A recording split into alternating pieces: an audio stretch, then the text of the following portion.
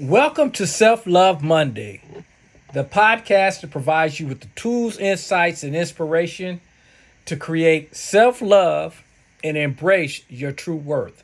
I'm your host, Ron Simplified Myers, and today we have a special episode titled Self-Compassion in Your Relationship. Love begins within. This will be the first episode of a two-part conversation. That's how important this topic is to creating a better you, which in turn creates a better partner in your relationships. So, in this episode, we'll explore the powerful practice of self compassion and how it can enhance your relationships. We'll define self compassion and its importance in nurturing a healthy relationship, how self compassion differs from self esteem and self care, exploring the three core components of self compassion, and recognizing the power of self compassion. So let's get started. Imagine this scenario where you make a mistake in your relationship, and instead of beating yourself up, which we know too many of us do, and we do it too often, you actually offer yourself kindness and understanding. That's the power of self compassion. And if you can have it for yourself, then you'll be able to have it for your partners. Now, self compassion involves treating yourself with kindness, understanding, and acceptance, especially during challenging times or when you make a mistake. Because we always know, just like with people, everybody's nice to us when things are going well, even the way we treat ourselves. We have to learn how to have this compassion when things don't go the way we plan. Because it's about being more gentle and having a supportive attitude towards yourself, similar to how you treat a close friend and hopefully your partner. Now, self compassion involves recognizing your life's challenges and responding to those with empathy and care. It's learning to be understanding and forgiving of yourself, acknowledging everyone experiences struggles. Self compassion is about embracing every part of you, all of your decisions, and maintaining a positive relationship with yourself. Understand the decisions that you make are always the ones you think are best in that particular situation. It amazes me to hear people say that if I had to do all over again, you would do the exact same thing. The reason is at that moment, we always believe the decision that we're making is the right decision and the best one for us, which is why we make those decisions. What people are saying, if they could see 2020, what they say 2020, but if we had hindsight, that's what I was looking for, then of course we would do things a little different. But that's the whole purpose of this journey we call life, is for us not to have hindsight so that we can go out here and experience life and then learn from those things and hopefully grow from those things. Now, self-esteem refers to the overall evaluation and perception of your worth and value. It involves having a positive opinion of yourself and believing in your abilities and qualities. Self-esteem, unfortunately, a lot of time relies on external factors such as achievement, successes, and this one, comparing yourself with others. Because it can be influenced by the society and then it creates judgments, self-esteem can be harmed very quickly and destroy confidence and motivation. So it can become fragile and it will fluctuate based on this feedback that we're getting from others, which we're allowing others to dictate our lives. And you guys know I'm not one that's ever going to teach that. It's okay to take what people say, and if it works for you, use it. And if it doesn't, let it roll off your back. So self-esteem, unlike self-compassion, it sometimes creates a sense of superiority. And unfortunately, as we talked about a few seconds ago, comparing yourself to others. The only person you should ever compare yourself is to you. Always strive to be the better person, the better you. And that's what this self-love Monday and the marriage mastery is all about, is becoming the better version of yourself so that you could be a better partner, and not just in marriage, but in all your relationships throughout your life, throughout this journey, I meant to say. So when we talk about self-care, it entails intentional actions and practices that prioritize and nourish your physical, mental, and emotional well-being. It involves taking care of your needs, setting boundaries, which a lot of us need to practice, and engaging in activities that promote self-renewal and rejuvenation. Self-care involves activities like exercising, eating healthy, getting enough sleep, practicing mindfulness, engaging in hobbies, seeking support.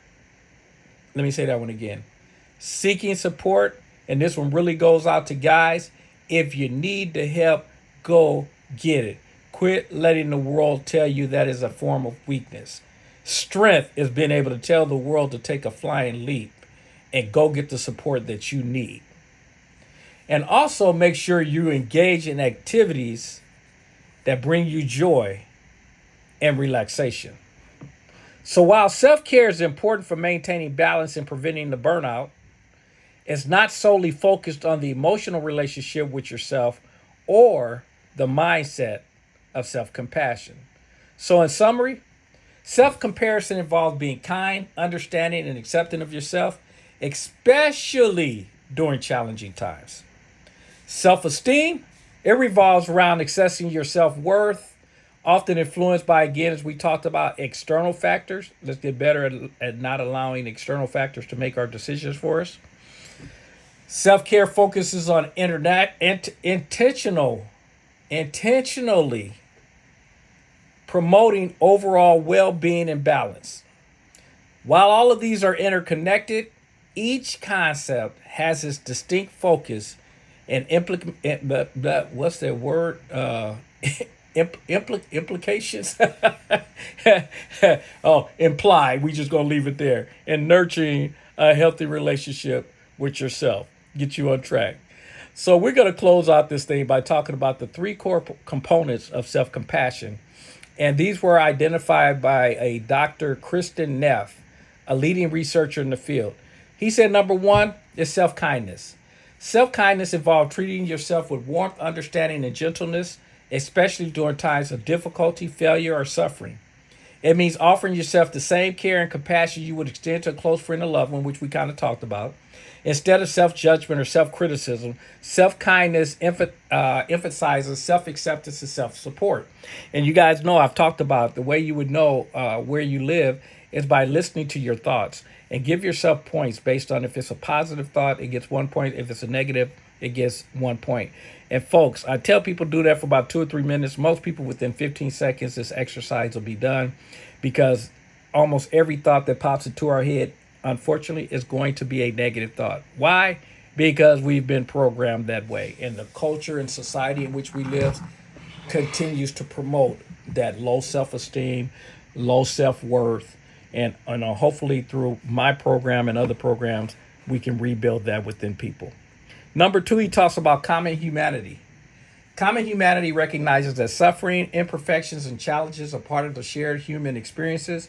It involves acknowledging that everyone goes through hardships, makes mistakes, and faces struggles. This component helps to counter feelings of isolation or self-pity by fostering a sense of connection and empathy with others. And we kind of talked about that.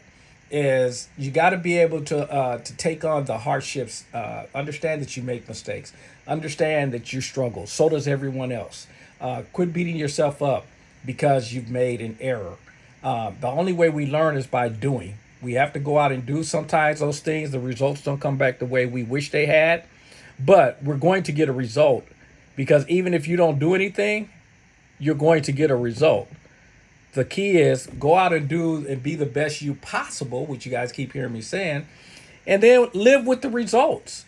And if it means something that you did that you don't agree with afterwards, go back and be willing to apologize. That's being able to, again, not beat yourself up, being able to accept that I make mistakes or I do things that I don't necessarily, if I had to, to do it based on, we talked about my hindsight, I would have made a different decision. But understand that's what you learn from. I did it. I learned from it. Next time this pops up, I know what to do. Number three, he talks about mindfulness. Mindfulness refers to being aware of the present moment without judgment.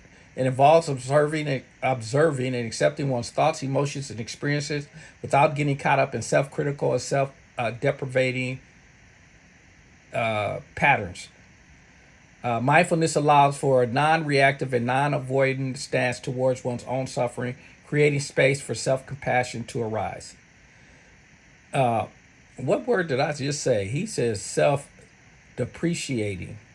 I don't know what what word I don't know what word I said before, but anyway, excuse me, folks. I'm doing this stuff, and I love to do things on one take. So forgive me for the word. I forgot what I said, but but forgive me for it, whatever it was that I said.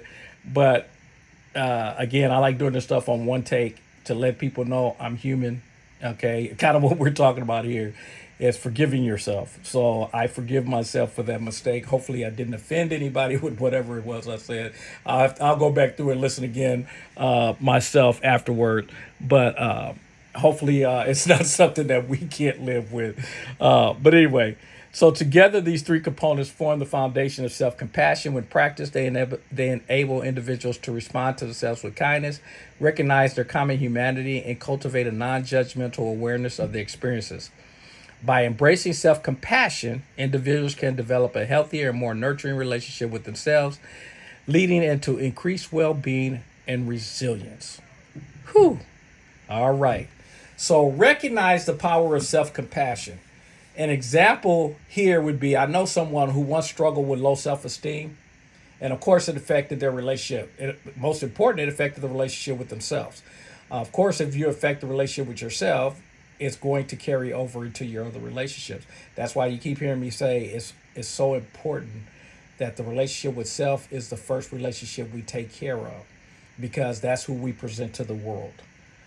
But when this person started to practice self-compassion, I noticed a significant shift. They began to treat themselves with kindness. They started to forgive themselves for their mistakes, and they start to nurture a stronger sense of self-worth. Guess what? I know you guys know. As a result, their relationships blossomed with deeper trust and love. So we're going to drive home the significance of self-compassion by using some research, what some research has shown. And it has shown several benefits. One is improved mental well-being. It's been associated with lower levels of anxiety, depression, and stress. It helps individuals develop a more positive and supportive inner dialogue, reducing self-criticism and negative self-judgment. It increases your resilience, the will to push forward, to fight through challenges. It provides individuals with that internal source of support and understanding during those difficult times. It helps you bounce back from setbacks, cope with those challenges, and maintain your emotional well-being. It creates enhanced self-confidence. It can boost self-confidence by increasing a sense of self-worth and self-acceptance. It allows individuals to embrace their imperfections and failures without undermining their overall sense of value. Be willing to rewrite the stories that pop into your head. You guys know I've talked about that before. There's stories going on all the time. There's negative, and as we said just a few minutes ago, most of them are negative. And when they pop up, folks, be able to forgive yourself, as we talked about before, and rewrite that story in a way that it moves you in the direction that you truly want to go. It also, researchers showed it improves emotional regulation. It helps individuals develop a healthier way of dealing with their emotions. It encourages a non-judgmental and accepting attitude towards your experiences, leading to more effective emotional regulation and decreased emotional distress. It also increases your relationship satisfaction. I think you guys kind of understand that. It positively influences your relationships because when you're kinder and more accepting of yourself, guess what?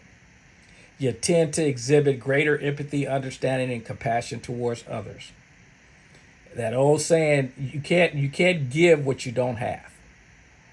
So by increasing this relationship satisfaction, it leads you to improve communication, one with yourself and then with others.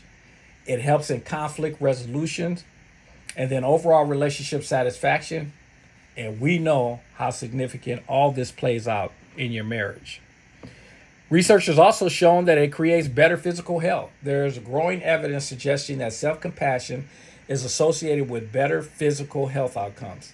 It has been linked to improved immune function, lower inflammation levels, and healthier lifestyle choices, such as engaging in regular exercise and adopting a balanced diet, eating better. Yeah, that's one I'm working on. So these are just a few examples of the research that benefits of practicing self-compassion. So overall, as you guys can tell, self-compassion has been shown to have a positive impact on various aspects of well-being, contributing to a greater psychological and to your emotional health. So I want to, as you guys know, I always say if it ain't right, it ain't wrong. It's just my opinion. And that's exactly what these things that I'm sharing are. I want the world to understand what that means. Allow people to have their own beliefs, their own values. And it's okay for us to share our opinions because that's exactly what we are and that's what everybody is speaking from.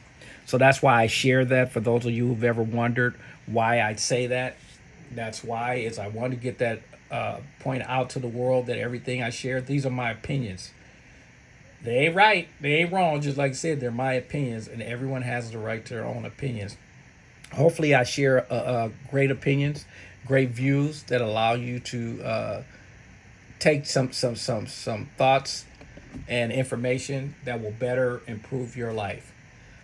So thank you for joining us on this episode of Self Love Monday, where we explored the significance of self-compassion in your relationships. Remember, love begins within. And by cultivating this self-compassion, we create a solid foundation for nurturing and nourishing the connections that matter most to us. Next Monday, we'll finish off this conversation about self-compassion by sharing how self-compassion positively impacts our romantic partnerships, friendships, and family relationships. So if you have any questions or want to share your self-love journey, reach out to us. You can give me feedback on the podcast. Please do. Give me things you'd like for me to talk about. Feedback from the podcast, things where I could share, do better. I'm always looking to fine tune my skills also. No one has all the answers. As I've said before, these are my opinions, my views, my experiences. I have been doing self-study for 35, 40 years, so I got a lot of insights, aside from the 32 years I was with my partner. So I do have some great insights, and hopefully there are things that you can use. So again, make sure you tune in on Thursday, though, for another empowering episode of Marriage Mastery, where we will talk about intimacy and connection, deepening your emotional bond. So until then, be kind to yourself. Spread the love. And remember, as I always like to close out, if you're not having fun, you should be doing something else. Talk to you soon. Take care.